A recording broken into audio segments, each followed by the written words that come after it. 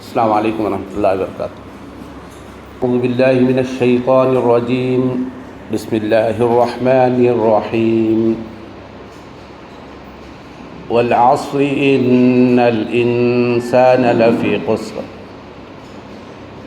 الا الذین آمنوا وعملوا الصالحات وتواصوا بالحق وتواصوا بالصبر، صدق اللہ العظیم۔ اللہ کے نام سے جو بڑا مہربان نہایت رحم فرمانے والا ہے۔ قسم ہے زمانے کی کہ بے شک انسان خسارے میں ہے، سوائے ان لوگوں کے جو ایمان لائے، عمل صالح اختیار کیا اور حق کی تلقین اور صبر کی نصیحت کرتے رہے، وہ لوگ اس سے بچے ہوئے ہیں۔ محترم امیر مقامی، رفقائے فی الدین، بزرگوں اور نوجوان ساتھیوں، میں نے ایک مختصر سی صورت آپ کے سامنے تلاوت کی ہے، جو شاید ہم میں سے ہر کسی کو بھی یاد ہوگی۔ تو اس صورت کے اندر جو ایک بہت ہی چھوٹی سی صورت ہے،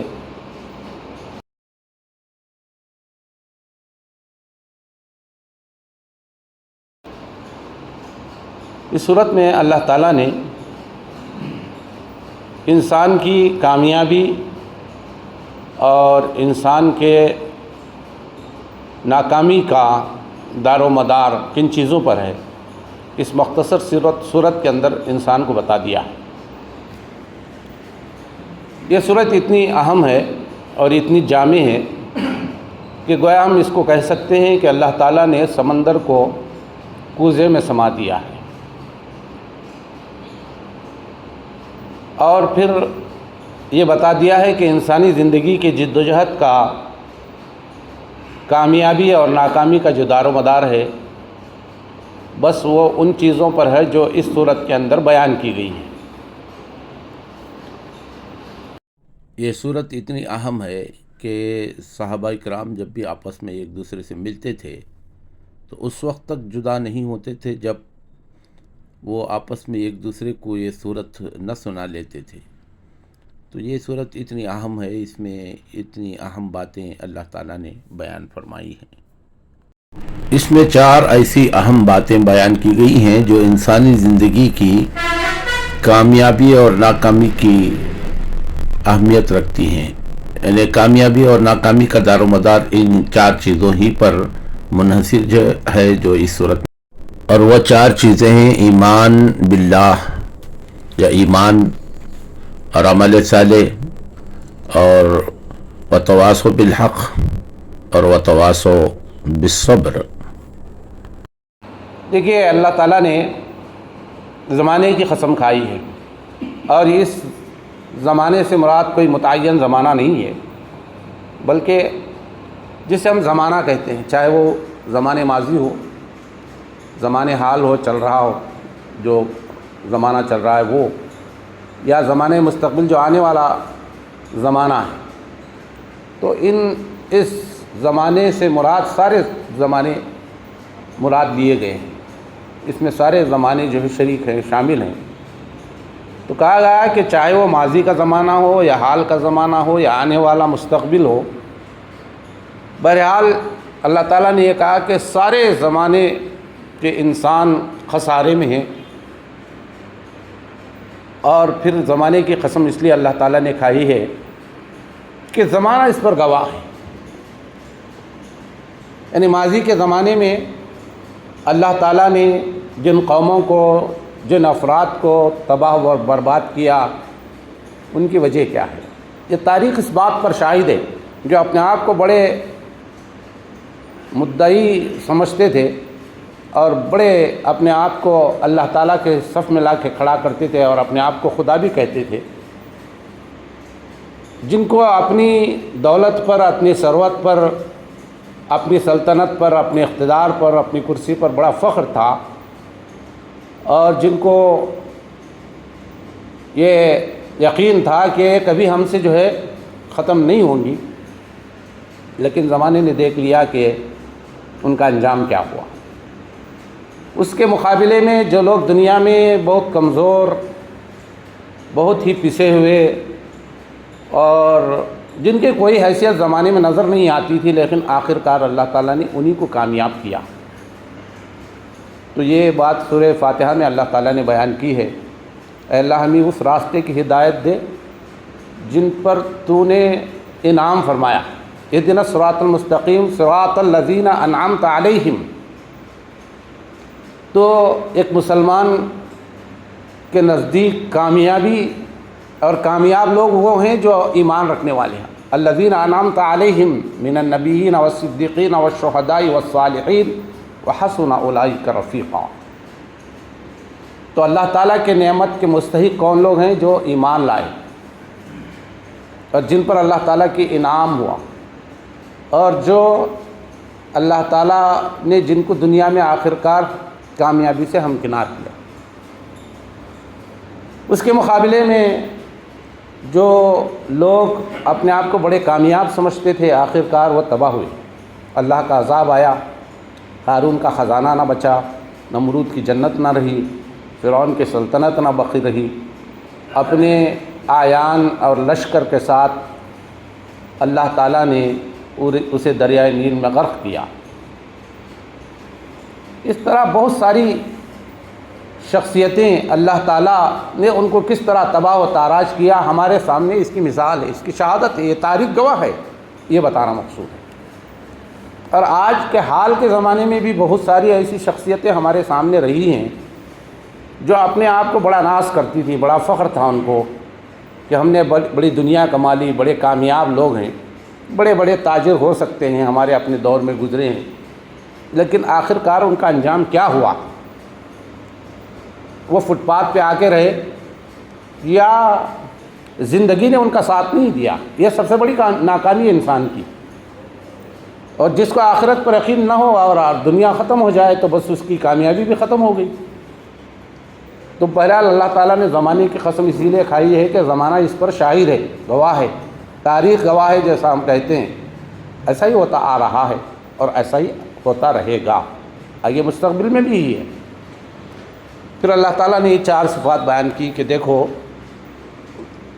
اس خسارے سے، تو پھر خسارہ کیا ہے؟ اللہ تعالیٰ نے خسارہ اس کو قرآن مجید میں خسران کے لفظ سے تعبیر کیا گیا۔ خسران اس کا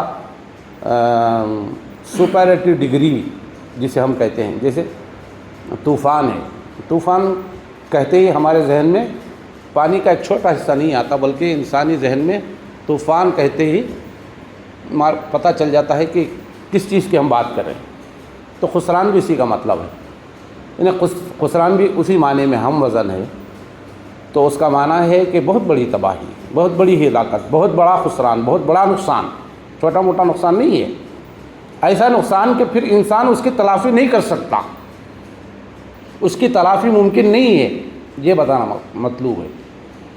مطلب یہ کہ انسان کئی طریقے کے نقصان سے دوچار ہوتا ہے۔ ایک آدمی تجارت کے لیے اپنا سرمایہ لگاتا ہے، دکان لگایا اس نے، تجارت کی، کچھ دنوں کے بعد اسے ہو سکتا ہے کہ اس تجارت میں نفع نہ ملے، یہ بھی نقصان ہے انسان کا، ایک تاجر کا، کہ اصل سرمایہ تو بچ گیا اس کا، لیکن جو فائدہ ہونا چاہیے تھا، جو محنت اس نے لگائی، جو صلاحیت اس نے لگائی، جو وقت اس نے لگایا، جو محنت اس نے کی، اس کا نتیجہ تو یہ ہونا چاہیے تھا کہ اسے نفع ملے، لیکن انسان کو نفع نہ ملے، یہ بھی نقصان ہے، لیکن یہ اتنا بڑا نقصان نہیں ہے جتنا اور نقصان ہو سکتا ہے۔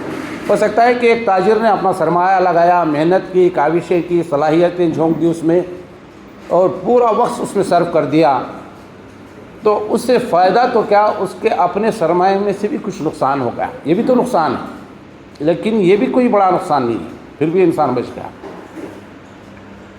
اور تیسرا وہ تاجر ہے جس نے اپنا سرمایہ لگایا، محنت لگائی، پوری طرح اس کو اپنے آپ کو اس میں دن رات لگا کے جھونک دیا اس کو، لیکن ایسا وقت آیا کہ اس کا نفع تو دور کی بات، اس کا اپنا اصل سرمایہ بھی اس کا ڈوب گیا، وہ پوری طرح کنگال اور دیوالیہ ہو گیا، یہ بھی نقصان۔ رہی بات یہ دنیا کی، دنیا میں اگر ایسے کنگال بھی ہو جائے آدمی تو کوئی پرواہ نہیں ہے، کوئی نقصان نہیں ہے، کوئی بڑا نقصان نہیں ہے، پھر بھی انسان اس کی ریکوری کر سکتا ہے۔ انسان پھر محنت کر کے کچھ پیسے جما کے پھر آئیڈیاز، پھر نئے نئے ٹیکنیکس یوز کر کے اپنے سرمایہ سے پھر فائدہ بنا سکتا ہے۔ تو یہ دنیا کا نقصان ہے۔ تو یہاں اللہ تعالیٰ کہہ رہا ہے کہ یہ وہ نقصان میں آپ کے سامنے نہیں بیان کر رہا ہوں جو دنیا میں انسان کو لگتا ہے، بلکہ یہ نقصان وہ نقصان ہے جو انسان جس کی تلافی نہیں کر سکتا، وہ آخرت ہی میں ممکن ہے، یعنی دنیا کی زندگی میں نہیں ہو، وہ آخرت میں انسان اگر ناکام ہو جائے تو بس اس کے لیے ریکوری کا کوئی وقت نہیں ہے، اسے مہلت نہیں ہے۔ اولم نعمرکم ما یتذکر فیہ من تذکر وجاءکم النذیر۔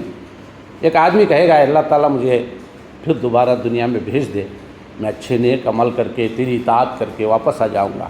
اللہ تعالیٰ جواب دے گا کیا میں نے تجھے وہ مدت نہیں دی تھی، کیا وہ عمر نہیں دی تھی کہ اس میں اگر تو چاہتا تو نیک اعمال کر کے یہاں آ سکتا تھا؟ اولم نعمرکم ما یتذکر فیہ من تذکر، کوئی نصیحت پکڑنا چاہے تو اس دنیا میں، اس مدت میں، اس عمر میں نصیحت حاصل کر کے اچھا کام کر سکتا تھا۔ میں نے وہ تو مہلت تجھے دی، اب وہ مہلت نہیں ملے گی۔ اور انسان کی حالت یہ ہے کہ وہ زندگی انسان کے لیے اس کی انتہا نہیں ہے، اس کی انتہا نہیں ہے، وہ متعین مدت نہیں ہے کہ 60 70 سال 100 سال 200 سال، اس کی کوئی متعین نہیں۔ ناکام آدمی ہمیشہ کے لیے ناکام، لامحدود زندگی میں، جس زندگی کی کوئی انتہا نہ ہو، جب انسان ناکام ہو جائے تو کتنا بڑا خسارہ انسان کا، کتنا بڑا نقصان ہے۔ وہاں تو انسان یہ چاہے گا کہ اس دنیا میں انسان چاہتا ہے کہ موت سے کسی طرح بچ جائے، کچھ زیادہ عمر مل جائے، کچھ زیادہ طویل زندگی سے مل جائے، اس کی خواہش ہوتی ہے۔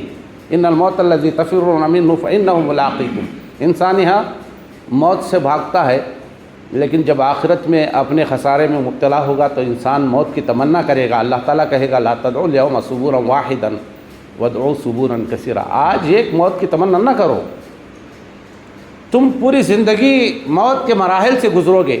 تو اس میں بڑی اہم بات اللہ تعالیٰ نے یہ بھی بتائی کہ موت کا جو مرحلہ ہوتا ہے انسان کے لیے بڑا سخت گیر مرحلہ ہوتا ہے، سخت معاملہ ہے موت کے وقت کا۔ تو اس لیے انسان کو ایسا عمل کرنا چاہیے جس کی وجہ سے اس کی موت آسان ہو جائے۔ تو اللہ تعالیٰ کہے گا کہ انسان تجھے ایک موت نہیں آئے گی، وہاں تو موت کو دمبے کی شکل میں لا کے ذبح کر دیا جائے گا کہ اب کسی کو موت آنی ہی نہیں۔ تو یہ انسان کے لیے سب سے بڑا خسارہ۔ تو اللہ تعالیٰ نے کہا اس خسارے کی بات میں کر رہا ہوں، اس خسارے سے اگر کوئی بچنا چاہے تو اپنے اندر یہ 4 صفات پیدا کرو، اور یہ 4 وہ صفات ہیں جو انسان کو کامیابی سے ہمکنار کرتے ہیں، جسے قرآن مجید نے فلاح کے لفظ سے تعبیر کیا ہے، اور فلاح کے معنی وہی ہیں جو خسران کے، یعنی خسران کی ضد فلاح ہے، تو فلاح کے معنی بھی یہاں وہ کامیابی ہے جس کے بعد انسان کو کسی ناکامی کا، کسی نقصان کا، کسی نعمت کے چھن جانے کا، کسی نعمت کے زوال پذیر ہونے کا کوئی کسی طرح کا کھٹکا نہ لانے۔ اور ظاہر بات ہے کہ دنیا میں کوئی ایسا آدمی دعویٰ نہیں کر سکتا کہ میں ایسی نعمت حاصل کر لیا ہوں کہ اس کے بعد مجھے کبھی ناکامی، مجھے غم، مجھے دکھ نہیں لاحق ہو سکتا، کوئی دعویٰ نہیں کر سکتا۔ تو یہ کامیابی وہ آخرت کی کامیابی ہے، یہ کامیابی بھی آخرت کی کامیابی ہے، جس میں انسان کامیاب ہو گیا تو گھبرانے کی ضرورت نہیں، اس کو جوان ہی رہے گا، اور جوان ہی جنت میں اللہ تعالیٰ اسے داخل کرے گا۔ پھر بڑھاپے کی فکر نہیں ہوگی کہ انسان 50 سال ہو گئے، 60 سال ہو گئے، سفید بال نکل آئیں گے، نہیں، جوان رہے گا آدمی ہمیشہ، پوری زندگی، لامحدود زندگی، خوشحالی کی زندگی، کامیاب زندگی، ہمیشہ کی زندگی۔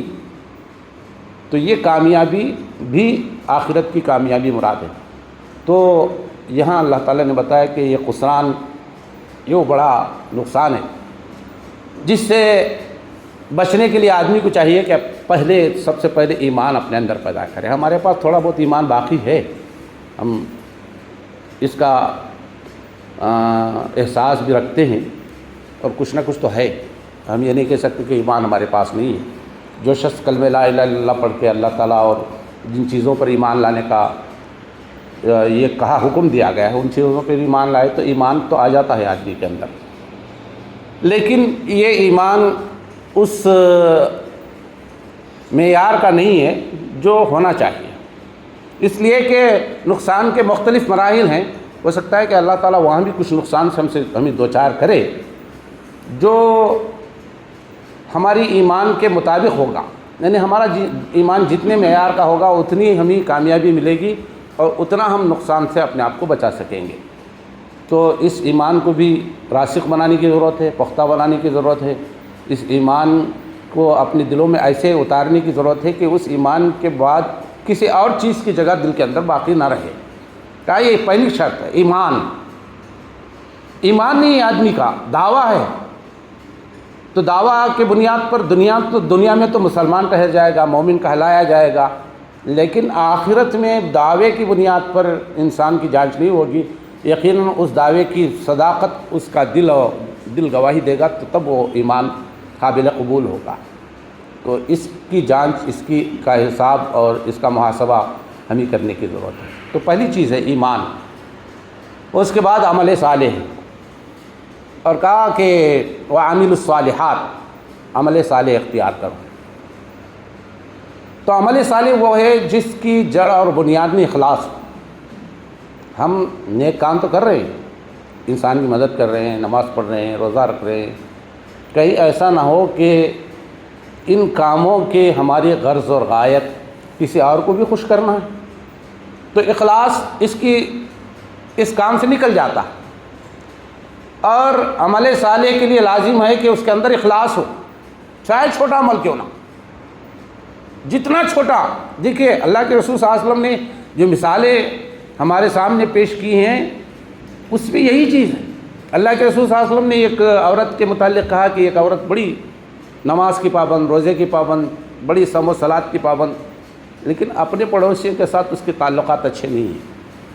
اس کے مقابلے میں ایک عورت ہے جو بہت زیادہ تو عبادت گزار نہیں ہے لیکن اس کے تعلقات اچھے ہیں. تو اللہ کے رسول صلی اللہ علیہ وسلم نے اس کے متعلق کہا کہ وہ جنتی ہے. یہ تو بڑی بات ہے. اس سے بھی بڑی بات اللہ کے رسول صلی اللہ علیہ وسلم نے بتائی کہ ایک عورت نے ایک کتے کو پانی پلا دیا. کون سی بڑا کام ہے. اس کے پیش نظر کچھ نہیں تھا, ریا نہیں تھی, دکھاوا نہیں تھا, لوگوں کو خوش کرنا نہیں تھا, وہاں تو ایک جانور کا معاملہ تھا. تو اللہ کے رسول صلی اللہ علیہ وسلم نے فرمایا کہ وہ جنتی ہے. اصل میں وہ انسان کے اندرون کی کیفیت کا نام ایمان ہے جو اپنے اندر اخلاص پیدا کرتا ہے. یہ اخلاص کا مطالبہ ہم سے کیا گیا ہے. تو ایسا ایمان ہم اپنے اندر پیدا کریں. عمل صالح وہی ہے جو ہم کسی کی رضا کے لیے نہیں, بس اللہ کی رضا کے لیے کریں. تو ہم چونکہ عمل صالح کرتے ہیں, ہمارے تصور میں وہ عمل صالح ہے, کہیں ایسا نہ ہو کہ وہ اللہ تعالیٰ کے نزدیک عمل صالح نہ ہو. دوسری چیز یہ ضروری ہے, شرط ہے. اس کے بعد اللہ تعالیٰ نے کہا وتواصوا بالحق. لوگ عمل بھی کر لیتے ہیں, ایمان بھی لے آتے ہیں. یہاں تک تو کچھ لوگوں کو بڑی آسانی ہے, کوئی مشکل نہیں ہے. وتواصوا بالحق. اللہ تعالیٰ نے فرمایا ومن احسن قولا ممن دعا الی اللہ وعمل صالحا وقال اننی من المسلمین. اس شخص سے بڑھ کر کس کی بات ہو سکتی ہے جو اللہ تعالیٰ کی طرف بلائے. وہاں اللہ تعالیٰ نے بتایا کہ اپنے آپ کو مسلمان کہہ کر پیش کرنا, پھر اس کی دعوت لوگوں کو دینا, اس سے بڑی دعوت کچھ نہیں ہو سکتی. اس سے بڑا کلمہ کوئی نہیں ہو سکتا. اس سے بڑا کام, اس سے بڑا جہاد کچھ نہیں ہو سکتا کہ آدمی اللہ کی طرف بلائے. ہم نماز پڑھ لیتے ہیں, روزہ رکھ لیتے ہیں, ایمان بھی ہے ہمارا, لیکن ہمارے لیے جہاں مشکل پیش آتی ہے وہ یہ کہ اس دعوت کو لوگوں تک پہنچائیں. ظاہر بات ہے کہ جن لوگوں تک یہ حق کا پیغام نہیں پہنچایا ان کو پہنچانا ہے, ان تک یہ بات کو لے جانی ہے. اور جو ہمارے معاشرے میں ہم کام کرتے ہیں وہ اصلاح کے نوعیت کا ہے, اسے اصلاح کہا جاتا ہے. وہ اصلاح ہے, مسلمانوں کی اصلاح. دعوت یہ ہے, وتواصوا بالحق یہ ہے, اس کا مکمل معنی یہ ہے کہ یہ دعوت جن لوگوں کو نہیں پہنچی ہے، جو لوگ نہیں جانتے کہ اللہ کیا ہے، اللہ کا رسول کیا ہے، اللہ کی کتاب کیا ہے، ان تک پہنچانا یہ وتواصوا بالحق۔ جو حق تمہارے پاس ہے اس کی لوگوں کو نصیحت کرو، وصیت کرو، اس کی تلقین کرو، اس کو پہنچاؤ۔ بلغوا انی ولو آیا، اللہ کے رسول صلی اللہ علیہ وسلم نے فرمایا جو حق تمہارے پاس ایک آیت کی شکل میں بھی ہو اس کو دوسروں تک پہنچاؤ۔ اللہ کے رسول صلی اللہ علیہ وسلم نے حجۃ الوداع کے موقع پر سارے صحابہ کرام سے گواہی لی، کیا میں نے اللہ کا جو پیغام تھا تم تک نہیں پہنچایا؟ سارے صحابہ کرام نے کہا بلا یا رسول اللہ بلغتا وادیتا، کیوں نہیں ہے اللہ کے رسول صلی اللہ علیہ وسلم، آپ نے حق کو پہنچا دیا اور آپ اپنا حق ادا کر دیا۔ اللہ تعالیٰ کے پاس پھر انگلی اٹھا کر اللہ کے رسول صلی اللہ علیہ وسلم نے فرمایا اللہم اشہد اللہم اشہد اللہم اشہد، اے اللہ گوارو، اے اللہ گوارا، اے اللہ گوارا، یہ لوگ گواہی دے رہے ہیں کہ میں نے اپنا حق پہنچا دیا۔ پھر اللہ کے رسول صلی اللہ علیہ وسلم اس کے بعد صحابہ کرام کو اپنی ذمہ داری کا احساس دلایا اور کہا کہ فَلْيُبَلِّغِ الشَّاهِدِ الْغَائِبِ، جو لوگ یہاں موجود ہیں ان کا یہ فرض ہے، ان کی یہ ڈیوٹی ہے، ان کی یہ ذمہ داری ہے کہ اس حق کو دوسروں تک پہنچائیں۔ تو وتواصوا بالحق یہ ہے۔ تو صحابہ کرام نے جب یہ بات سنی تو سارے صحابہ کرام مکے سے نکل گئے باہر، دنیا کو تلاش کرتے ہوئے نکلے، پھر پھیل گئے دنیا کے اندر، ہندوستان آئے، افریقہ گئے، یورپ گئے، نہ جانے دنیا کے جہاں جہاں ان کو زمین نظر آتی اس طرف انہوں نے گھوڑے دوڑائے، دشت و دریا بھی نہ چھوڑے ہم نے، بحر ظلمات میں دوڑا دیے گھوڑے ہم نے۔ یہ صحابہ کرام کی مثال تھی۔ تو تیسری شرط اللہ تعالیٰ نے یہ بتائی کہ وتواصوا بالحق، جس کی کوتاہی مجھ سے اور آپ سے، پوری امت سے مجموعی طور پر ادا ہو رہی ہے، غفلت ہو رہی ہے، تغافل یہ کاہلی بڑھتی جا رہی ہے، جس کا نتیجہ ہمارے سامنے موجود ہے۔ میانمار کے واقعات ہم نے دیکھے، کیا حالت مسلمانوں کی ہوئی۔ مسلمان وہاں پیچھے اور کمزور اور ماتحت نہیں تھے۔ مولانا ابو الحسن علی ندوی، جن کو علی میاں کہا جاتا ہے رحمہ اللہ، ایک بہت بڑی شخصیت ہے، ہم سب جانتے ہیں ان کو، ندوہ کے ندوی تھے، پائے کے عالموں میں شمار کیا جاتے ہیں، عرب میں ان کا ڈنکا تھا۔ ان کی لکھی ہوئی کتابیں عرب کی یونیورسٹیوں میں داخل نصاب، ایسی شخصیت۔ ایک مرتبہ ان کو میانمار میں دعوت دی گئی، دعوت میں شریک ہوئے تو انہوں نے مسلمانوں کے سامنے ایک پیغام رکھا، کہا کہ دیکھو آج تمہاری طوطی بول رہی ہے، آج تمہارا ڈنکا بج رہا ہے، تمہاری حکمرانی ہے، اگر تم اس کو بچا کر رکھنا چاہتے ہو تو تمہارے لیے ایک کام ہے، وہ یہ کہ اسلام کی دعوت کو عام کرو، لوگوں تک پہنچاؤ، یہاں کے عوام اس سے محروم نہ رہے۔ لیکن اس پر اس ملک کے عوام نے، مسلمانوں نے توجہ نہیں دی۔ آج اس کا نتیجہ ہمارے آنکھوں کے سامنے، اور اسی نقشے کو، اسی تصویر کو، اسی واقعے کو دہرانے کی پوری سازش ہمارے ملک کے اندر کی جا رہی ہے۔ ہم کو پتہ ہے اس کا، لیکن پھر بھی ہمارے اندر احساس پیدا نہیں ہوتا کہ ہماری ذمہ داری ہے، ہمارا فرض ہے کہ ہم حق کو دوسروں تک پہنچائیں۔ خدا کہ ہاں ہمیں جواب دہی کرنی ہے۔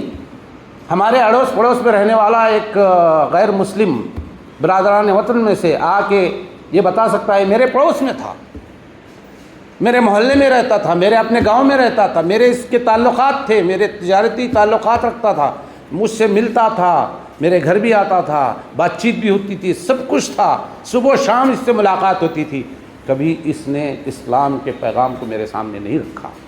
وہ اللہ تعالیٰ سے کہے گا، جب اللہ تعالیٰ قرآن مجید میں کہا کہ وَجَعَلْنَاكُمْ أُمَّةً وَسَطًا لِتَكُونُوا شُهَدَاءَ عَلَى النَّاسِ، تم لوگوں پر گواہ بنا کر کھڑا کیے گئے ہو، اور رسول تم پر اس وقت گواہی دیں گے ہم نے تو پیغام پہنچا دیا تھا، اللہ کے رسول تو پیغام ہم کو پہنچا دیا، ہم کو مل گیا، ہم مسلمان ہیں، لیکن کیا ہم نے اپنے پڑوس کی، اپنے برادران وطن کو یہ حق کا پیغام پہنچا دیا ہے؟ ہم یہ کہہ سکتے ہیں؟ کیا یہ ہمارے اندر یہ جرت ہمیں ہے کہ اللہ تعالیٰ کے پاس یہ جواب دے سکیں ہم؟ کیا یہ کام ہم نے انجام دیا ہے؟ تو اللہ تعالیٰ نے فرمایا وتواصوا بالحق کے بغیر کامیابی ناممکن ہے، اور آدمی خسارے سے نہیں بچ سکتا۔ خسارے سے، اس نقصان سے بچنے کے لیے ضروری ہے کہ آدمی وتواصوا بالحق کرے۔ اور آخری چیز وتواصوا بالصبر، اللہ تعالیٰ نے یہ کہہ کر در حقیقت مسلمانوں کو یہ بتایا کہ لوگ آسان سمجھتے ہیں مسلمان ہونا یہ شہادت گہ الفت میں قدم رکھنا ہے۔ ہم لوگ کیا سمجھیں مسلمان ہمارے اوپر کیا ہے، بہت آسان ہے اسلام مسلمان بنے رہنا، لیکن حقیقت یہ نہیں ہے، بلکہ مسلمان کے سامنے جب وہ سچائی کے ساتھ اس پر قائم ہو جاتا ہے تو بہت سے مشکلات آتے ہیں، قربانیاں اسے دینی پڑتی ہیں، بہت سارے نفع کو جو ہے قربان کرنا پڑتا ہے، بہت سارا نفع انسان کے سامنے دولت کی شکل میں، ثروت کی شکل میں، سلطنت کی شکل میں، اقتدار کی شکل میں، کرسی کی شکل میں، مختلف چیزوں کی شکل میں انسان کے سامنے آتا ہے۔ جب انسان کا امتحان ہوتا ہے کہ آیا یہ ایمان کو قبول کرتا ہے یا اس نفع کو جو اس کے سامنے آ رہا،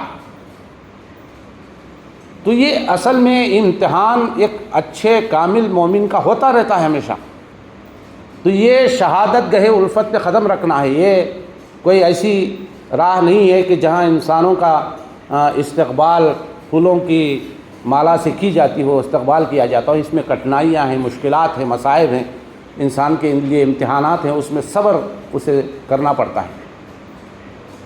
وما اصابک الا الذین صبروا، یہ مرتبہ تو وہ لوگ پا سکتے ہیں جن کے اندر صبر ہو، اور جو دل گردہ اپنے اندر رکھتے ہیں، جگر رکھتے ہیں، یہ بہادری کا کام ہے، یہ تھوڑ دلے بزدل کمزور لوگوں کا کام نہیں ہے ایمان پر قائم رکھنا اور دوسرے لوگوں کو ایمان کی طرف بلانا۔ اس میں انسان کے لیے بڑے صبر، حوصلے، ہمت اور عزم کی ضرورت ہے۔